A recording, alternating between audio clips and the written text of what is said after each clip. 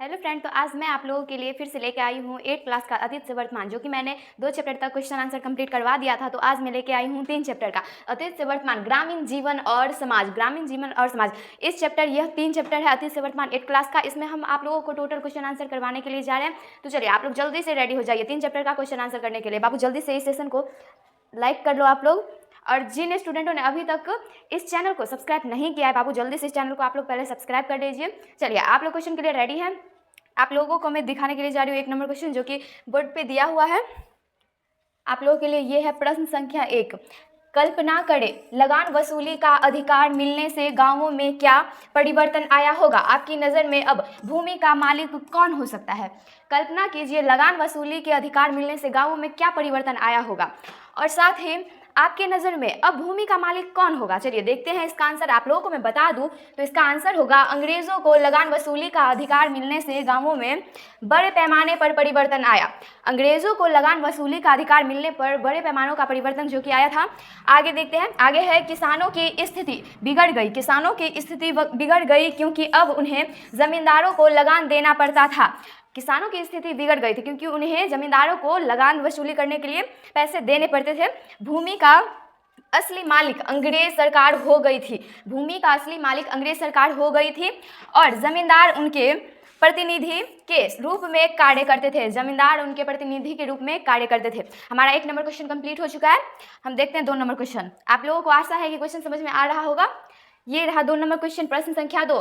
गतिविधि रिकॉर्ड के मत के अनुसार बड़े संपन्न किसानों को आय पर आज कर लगाकर उचित होगा। सोचिए, गतिविधि रिकॉर्ड के मत के अनुसार बड़े संपन्न किसानों को आय पर आज कर लगाना उचित होगा। सोचिए, इसमें सोचने के लिए आप लोगों को बोल रहा है। चलिए आप लोगों को मैं इसका आंसर बता देती हूँ। इसका आंसर होगा हाँ, बड़े और संपन्न किसानों की आय पर कर लगाना उचित होगा। बोल रहा है बड़े और संपन्न किसानों की आय पर कर लगाना उचित होगा, क्योंकि इससे कर बोझ को संपन्न रूप से बांटा जा सकेगा और सरकार को राजस्व प्राप्त होगा, जिसका उपयोग जनहित के कार्यों में किया जा सकता है।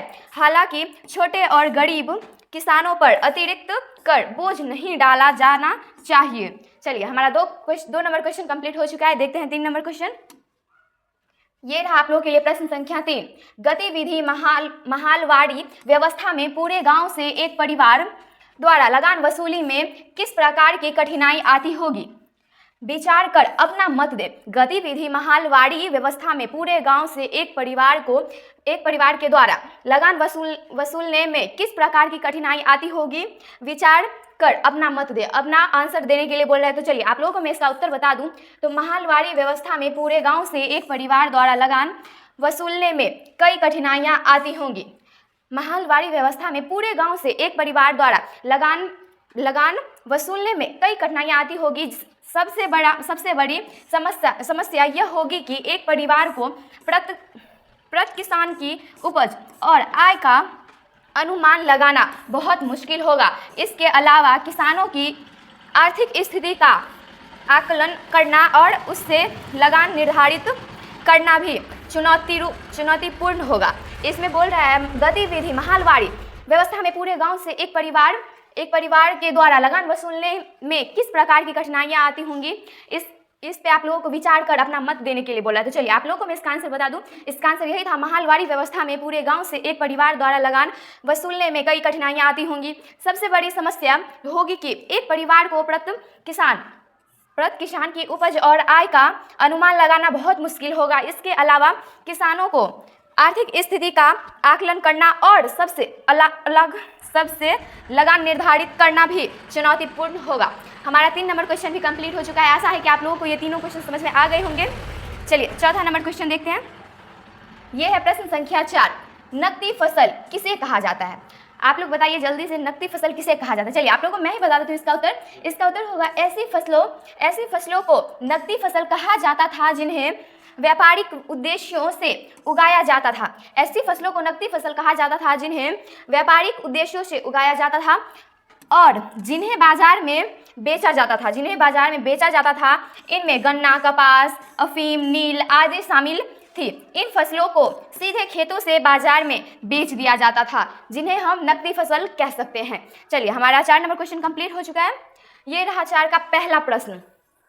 सही विकल्प को चुने, सही विकल्प को चुने। ये ऑब्जेक्टिव टाइप का है। तो पहला क्वेश्चन है हमारा, बिहार में अंग्रेजों के समय किस तरह की भूमि व्यवस्था अपनाई गई? बिहार में अंग्रेजों के समय किस तरह की भूमि व्यवस्था अपनाई गई थी? चलिए इसका ऑप्शन देखते हैं। तो ऑप्शन ए में है अस्थाई बंदोबस्त, और बी में है रेतवाड़ी व्यवस्था, और सी में है महालवाड़ी व्यवस्था, डी में है इनमें से कोई नहीं। चलिए आप लोगों को मैं इसका आंसर बता दूं, तो इसका आंसर होगा ऑप्शन ए होगा, बी होगा या सी होगा? आप लोगों को मैं बता दूं तो इसका आंसर ऑप्शन नंबर बी ही होगा, रैतवाड़ी व्यवस्था। सही विकल्प को चुने। बिहार में अंग्रेजों के समय किस तरह की भूमि व्यवस्था अपनाई गई? बिहार में अंग्रेजों के समय रैतवाड़ी व्यवस्था अपनाई गई थी। चलिए हमारा पहला क्वेश्चन कंप्लीट हो चुका है। ये रहा सेकंड नंबर क्वेश्चन। अंग्रेजों के आने के पहले भूमि का मालिक कौन होता होगा? अंग्रेजों के आने से पहले भूमि का मालिक कौन होता होगा? इसका ऑप्शन ए में है जमींदार, बी में है व्यापारी, सी में है किसान, और डी में है राजा। चलिए आप लोगों को मैं इसका आंसर बता दूं तो इसका आंसर ऑप्शन नंबर डी होगा, राजा। अंग्रेजों के आने से पहले भूमि का मालिक राजा हुआ करते थे। चलिए 2 नंबर क्वेश्चन हमारा कंप्लीट हो चुका है। ये रहा आप लोगों के लिए 3 नंबर प्रश्न संख्या 3। रैतवाड़ी व्यवस्था में जमीन का मालिक किसे माना गया? रैतवाड़ी व्यवस्था में जमीन का मालिक किसे माना गया था? तो चलिए देखते हैं। ऑप्शन ए में है किसान, बी में है जमींदार, सी में है गांव, और डी में है व्यापारी। आप लोगों को मैं बता दूं तो इसका आंसर ऑप्शन नंबर ए ही होगा, किसान को। रैतवाड़ी व्यवस्था में जमीन का मालिक किसानों को ही माना जाता था। चलिए अगला क्वेश्चन देखते हैं। ये रहा प्रश्न संख्या 4। अंग्रेजी शासन द्वारा भारत में अपनाई गई भूमि व्यवस्थाओं का प्रमुख उद्देश्य क्या था? अंग्रेजी शासन व्यवस्था भारत में अपनाई गई भूमि व्यवस्थाओं का प्रमुख उद्देश्य क्या था? तो चलिए देखते हैं। ऑप्शन ए में है अपनी आय बढ़ाना, ऑप्शन बी में है भारतीय गांवों पर अपने शासन को मजबूत करना, ऑप्शन सी में है व्यापारिक लाभ प्राप्त करना, और ऑप्शन डी में है किसानों का समर्थन प्राप्त करना। क्या होगा इसका आंसर? चलिए आप लोगों को मैं बता दूं तो इसका आंसर ऑप्शन नंबर ए ही होगा, अपनी आय बढ़ाना। अंग्रेजी शासन द्वारा भारत में अपनाई गई भूमि व्यवस्थाओं का प्रमुख उद्देश्य क्या था? इसका प्रमुख उद्देश्य अपनी आय बढ़ाना था। समझ गए ये क्वेश्चन? चलिए अगला क्वेश्चन देखते हैं। ये रहा क्वेश्चन पहला है ये, अंग्रेजी शासन के पहले भारतीय भूमि व्यवस्था एवं लगान प्रणाली के विषय में आप क्या जानते हैं? अंग्रेजी शासन के पहले भारतीय भूमि व्यवस्था एवं लगान प्रणाली के विषय में आप क्या जानते हैं? तो चलिए देखते हैं। इसका उत्तर होगा, इसका उत्तर है अंग्रेजी शासन से पहले भारत में भूमि और लगान व्यवस्था का स्वरूप इस प्रकार था। राज्य की समस्त भूमि राजा की मानी जाती थी। अंग्रेजी शासन से पहले भारत में भूमि और लगान व्यवस्था का स्वरूप इस प्रकार था। राज्य की समस्त भूमि राजा की मानी जाती थी। गांवों में जमींदारों का वर्ग था जिन्हें राजा द्वारा भूमि आवंटित की गई थी। जमींदार ही किसानों से लगान वसूल करते थे और वो एक हिस्सा में राजा को देते थे। राजा या उसके अधिकार गांवों के प्रबंधन में अधिक हस्तक्षेप नहीं करते थे। चलिए हमारा पहला क्वेश्चन कंप्लीट हो चुका है। अगला क्वेश्चन देखते हैं। ये रहा प्रश्न संख्या 2। अस्थाई बंदोबस्त की विशेषताओं को बताइए। अस्थाई बंदोबस्त की विशेषताओं को बताइए। चलिए देखते हैं इसका उत्तर। इसका उत्तर होगा अस्थाई बंदोबस्त की मुख्य विशेषताएं थी। अस्थाई बंदोबस्त की मुख्य विशेषताएं थी 1793 में जमींदारों और कंपनियों के बीच एक समझौता हुआ था। 1793 में जमींदारों और कंपनी के बीच एक समझौता हुआ था जिसके तहत जमींदारों द्वारा किसानों से वसूला गया लगान अस्थायी रूप से तय कर दिया गया। जिसके तहत जमींदारों द्वारा किसानों से वसूला गया लगान अस्थायी रूप से तय कर दिया गया था। जमींदारों को इस लगान का 90% कंपनी को देना था। अस्थायी रूप से तय कर दिया गया था। जमींदारों को इस लगान का 90% कंपनी को देना था। इस लगान में भविष्य में कोई बदलाव नहीं किया जा सकता था। इस लगान में भविष्य में कोई परिवर्तन नहीं किया जा सकता था। जमींदार तय तिथि पर लगान नहीं जमा करते थे तो उनकी जमींदारी नीलाम कर दी जाती थी। चलिए हमारा 2 नंबर क्वेश्चन भी कंप्लीट हो चुका है। अगला क्वेश्चन देखते हैं। ये रहा प्रश्न संख्या 3। अंग्रेजी सरकार द्वारा बार बार भूमि राजस्व व्यवस्था में किए जाने वाले परिवर्तनों को आप किस रूप में देखते हैं? अपने शब्दों में बताएं। चलिए क्वेश्चन है, अंग्रेजी सरकार द्वारा बार बार भूमि राजस्व व्यवस्था में किए जाने वाले परिवर्तनों को आप किस रूप से देखते हैं, अपने शब्दों में बताइए। चलिए इसका उत्तर मैं बता दूं आप लोगों को, तो इसका उत्तर होगा अंग्रेजी सरकार ने भूमि राजस्व व्यवस्था में बार बार परिवर्तन किए क्योंकि उसका लक्ष्य किसानों से अधिकतम लगान वसूलना था। इसका आंसर है, अंग्रेजी सरकार ने भूमि राजस्व व्यवस्था में बार बार परिवर्तन किए क्योंकि उसके लक्ष्य किसानों से अधिकतम लगान वसूलना था। जब अस्थायी बंदोबस्त से पर्याप्त राजस्व नहीं मिला तो महालवाड़ी और रैतवाड़ी प्रणालियां लागू की गई। इन परिवर्तनों का उद्देश्य केवल अपनी आय बढ़ाना था। किसानों की सुविधा या दुर्दशा को कोई ध्यान नहीं दिया गया। ये क्वेश्चन भी हमारा कंप्लीट हो चुका है, 3 नंबर क्वेश्चन। आशा है कि आप लोग समझ रहे होंगे। चलिए अगला क्वेश्चन देखते हैं। ये रहा प्रश्न संख्या 4।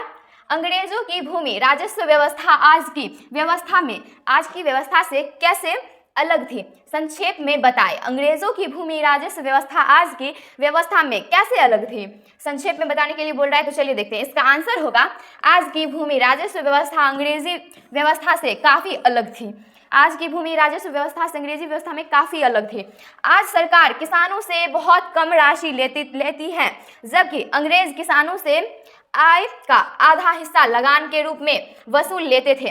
उस समय किसानों का शोषण किया जाता था, लेकिन आज सरकार कृषि विकास पर ध्यान देती है। आज का सरकार कृषि व्यापार पर ध्यान देती है। चलिए 4 नंबर क्वेश्चन हमारा कंप्लीट हो चुका है। अगला क्वेश्चन देखते हैं। ये रहा प्रश्न संख्या 5। नई राजस्व नीति का भारतीय समाज पर क्या असर हुआ? नई राजस्व नीति का भारतीय समाज पर क्या असर हुआ था? चलिए आप लोगों को मैं बता दूं इसका उत्तर होगा, नई राजस्व नीति से पुराने जमींदारों कमजोर हुए और कई की जमींदारियां छीन गई। नई राजस्व नीति से पुराने जमींदार कमजोर हुए और कई की जमींदारियां छीन गई। किसानों और नए जमींदारों को जमीन का मालिक बना दिया गया। जमीन बेचने खरीदने का चलन बढ़ा और महाजन वर्ग उभर कर आया। किसान और जमींदार दोनों महाजनों से कर्ज लेते थे। इससे भारतीय समाज में गरीबी और असंतोष बढ़ा। ऐसा है। 5 नंबर क्वेश्चन हमारा कंप्लीट हो चुका है। चलिए अगला क्वेश्चन देखते हैं। ये रहा प्रश्न संख्या 6। नील की खेती की प्रमुख समस्याओं की चर्चा करें। नील की खेती की प्रमुख समस्याओं की चर्चा करें। चलिए आप लोगों को मैं बता दूं इसका उत्तर होगा, नील की खेती से किसानों को कई परेशानियां थीं।